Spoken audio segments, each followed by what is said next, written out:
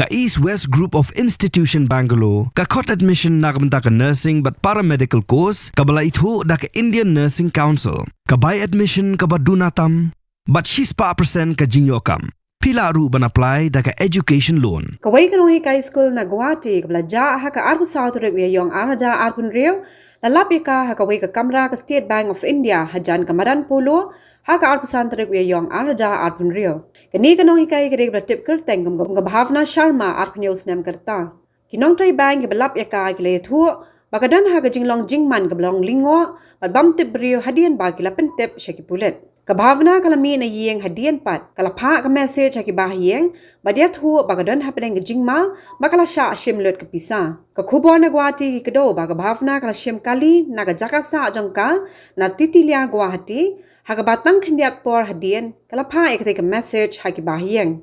Kibahiyeng kila itu ba kila kuslay hadian bekimyo asyo ban phone ka kumta kila ujor hajaluk bari police station haba ki pulit kila bud dia ni ka mobile phone jangka latip ba khaddu kadon hajan ka school ba Guwahati par hadian shemyo jingtip syo na du nang tay ki bor pulit na Guwahati ki klem nyo asyo ban bud din tad hadu ban dalap ka Shillong kibahiyeng kila wan sha no ka na Sadar police station da ka jingsendan ki pulit na Guwahati.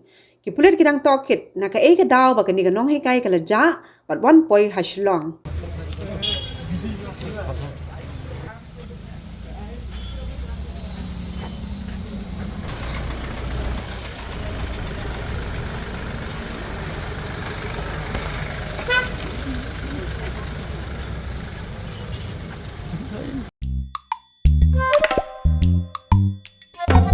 Habatin, pej bahagi ki sharp plus F.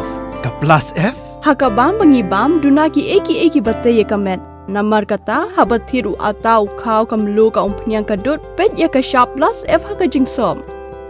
Yaki nutrient kumki vitamin bat ka iron la ikan diat bat ka bathau bha kam kta ka dur jingki marbam ka jingmat lani ka rukom shed yaki. Balehi panai kita. Kadon ka we ka jingmentoy ba kongsan. Ka kot ka kia.